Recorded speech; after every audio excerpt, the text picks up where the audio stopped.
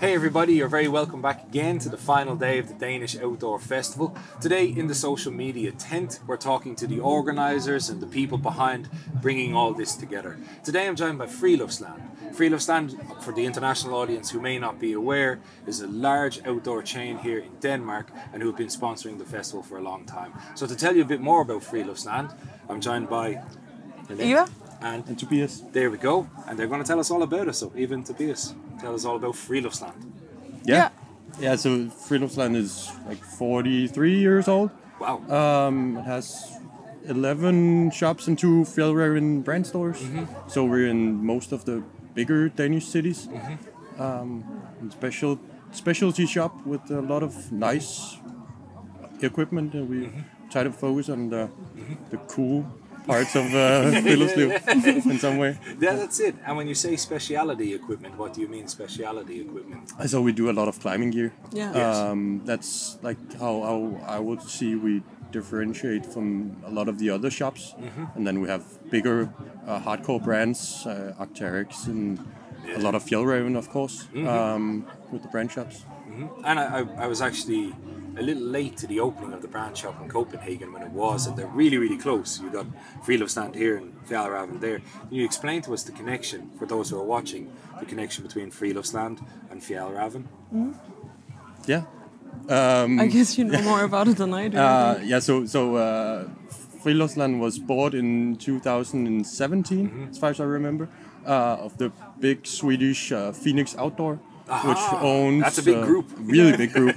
They own Naturkompaniet in Sweden and Globetrotter in Germany. And some shops in Finnish name. Well. I can't... Do you have that problem too? Yeah. Because I'm the same. I think it's Partuikka. Yeah. I teach a lot in Finland and I struggle with that as well. Yeah. So it's all the same chain. Yeah. Aha, cool. And they're also owner of Fjelraven. So we're really deep in that. Yeah. What are your thoughts on the festival? Have you enjoyed the 3 days? Oh yeah, very much. We've both been involved with the festivals beforehand, with Friluftsland as well, and represented the brand. So we're just happy to be back and be back at a festival and enjoying stuff and meeting people and fantastic seeing what everyone else has in store.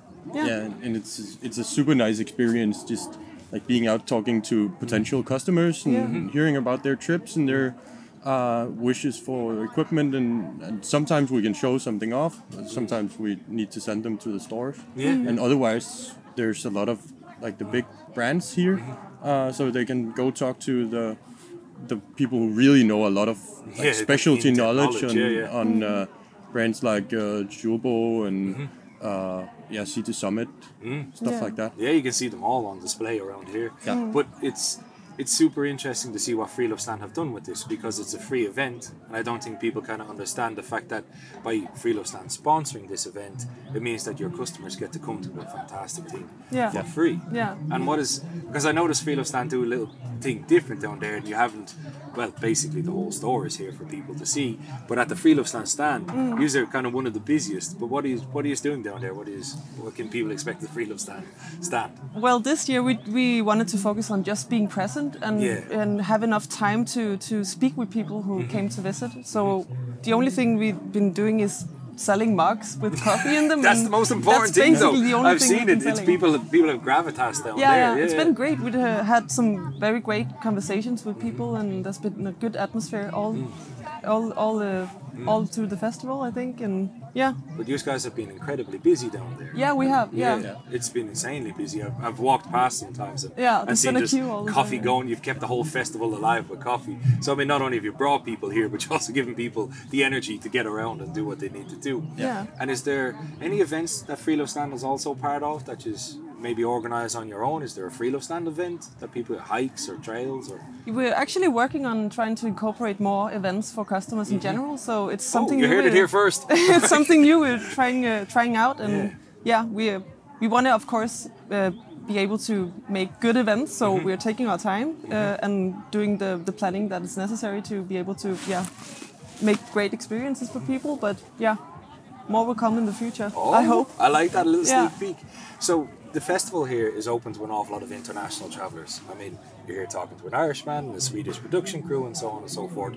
But when I first came to Denmark, one of the first places that I wanted to go to was Friluftsland. I actually stayed here in Jyderup for the first time, and Jesper was like, oh, I'll take you to a real outdoor store. And when I went to the Friluftsland, I got to see the difference between Scandinavian outdoor stores and mainland European. Unless you go to Germany, Germany's a whole different beast. Globetrotters, something else. So what can people expect of a Friluftsland store? So if we came to visit, international people came to visit, what could they expect when they walk into Friluftsland? Well, you can expect to talk to some of our colleagues that really knows their stuff and have been in the outdoors using the equipment, getting first-hand impressions of it, and can give you the tips and tricks and an honest opinion on what works. Friluftsland was started by enthusiasts in 1980, and it's still run by enthusiasts. When I started 4.5 years ago, I didn't know anything. I was just very passionate about learning, and I wanted to get involved with all the activities you can do in the outdoors. And so I just I luckily got the job, and then I've just been learning as much as I could, as much as I can still. There's so much to learn and so much involvement in the business as well. So. And when you came to Friluftsland, you're only just starting your outdoor journey, or you were? Yeah, completely. I hadn't been on any. I had a tent. I didn't have a sleeping bag or a sleeping mat or anything. I was just come on in. We got the store for you. Yeah. And then it just as soon as I got what I needed, just the basics to get out and experience stuff, I just went ahead and did it. And And what do you like to do now? Where do you focus your outdoor experience on? Considering you now have access to probably some of the best equipment in the game. I enjoy climbing. I climb a lot, and both indoors and outdoors, and I really like hiking as well. I've done a lot of solo hiking and also in groups, and I have plans for many more adventures. Awesome. I really want to go on what you call vinterfjell. But go to the Swedish-Norwegian mountains, backcountry skiing. In the winter time, it would be great. I haven't tried that yet. No, neither have I. I'm deadly afraid of it. I live on the Norwegian-Swedish border, so I'm right next to one of their big ski mountains, and I'm like, maybe one year I'll come to do it. So I understand. I have a lot of respect for people who can manage to do it. You do it a lot. Thank you. And what about yourself, my man? How did your Friluftsland journey start? I've been a scout for now 20 major years. Respect. So it started like that, and then it turned more into like normal hiking, Friluftsliv, kind of not so scouty. I'm an honorary scout member in Ireland too, so I understand. What goes down. So trying to go a bit lighter, going longer, faster. Right now I'm really into bikepacking. Yeah, that seems to be exploding here in Denmark. Like crazy. There's bikes all over the festival. So it's super cool and nice to be on something that's evolving. And see. And then I do a lot of backcountry skiing. I'd love to get into it. It'd be something that I'd love to do, but it's again, Friluftsland brings something special to the outdoors market in the expertise that you can see from you guys. And do you work at any particular stores? Are you in the Copenhagen store? Or? That's awesome. The main store. The main store. I think it's still that. The Rockstar store.